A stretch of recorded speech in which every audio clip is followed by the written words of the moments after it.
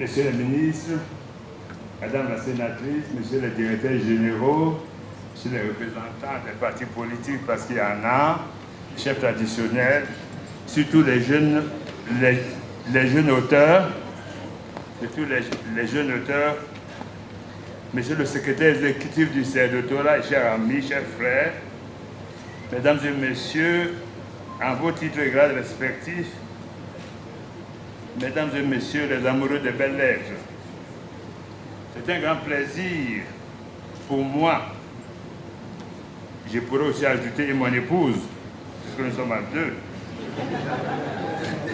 C'est de ça qu'il s'agit aussi. De prendre la parole à l'occasion de cette belle soirée de gala et de remise de prix dédiée à la 3e édition du concours littéraire OSSOU, qui a commencé petitement, mais qui s'impose de plus en plus chaque jour.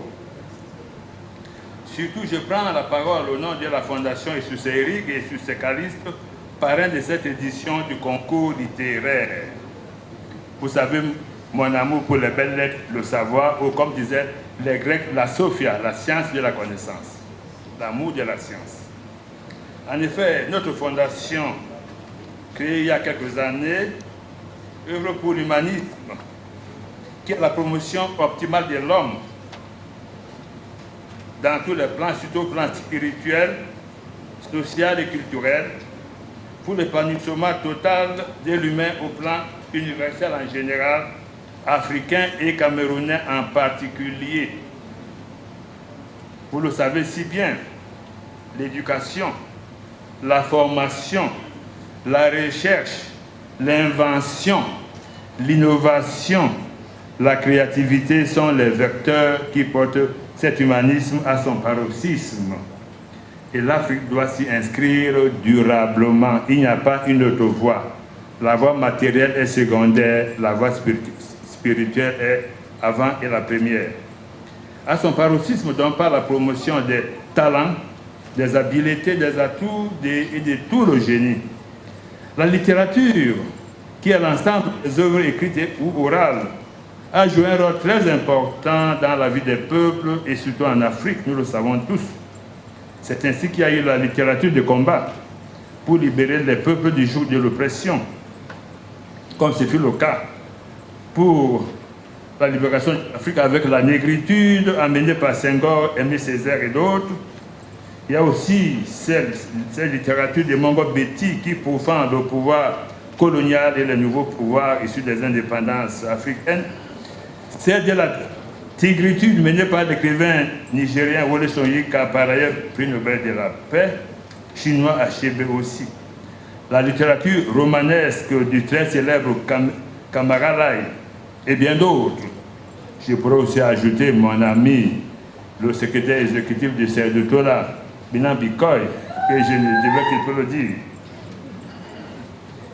Il y a aussi des formes de littérature conduites par Calixte Obeala, Grand Prix d'Afrique, Leonardo Miano, Grand Prix d'Afrique, Prix Goncourt des lycéens, Djaili Amadou, notre jeune promotrice aussi du livre, Prix Goncourt des lycéens 2020, etc.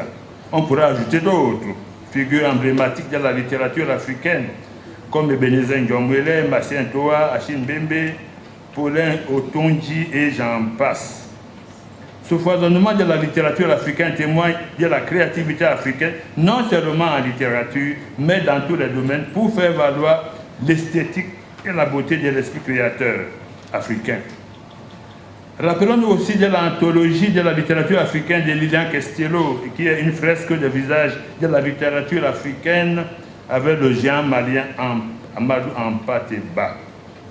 C'est dit que le prix littéraire OSSOU, lancé il y a 3 ans par sa promotrice, la courageuse et intelligente Madame Noah Christelle, a produit pour elle, débordante d'énergie et de créativité, relance le débat littéraire au profit de la jeune génération de créateurs littéraires dans la poésie, le livre pour l'enfant, le roman. Dernièrement, mon épouse et moi étions en Afrique du Sud et nous étions impressionnés par le foisonnement des livres sur l'enfant, sur des sujets variés. L'enfant africain doit être formé sur les réalités de son continent sans oublier de s'ouvrir au monde. Je vous remercie.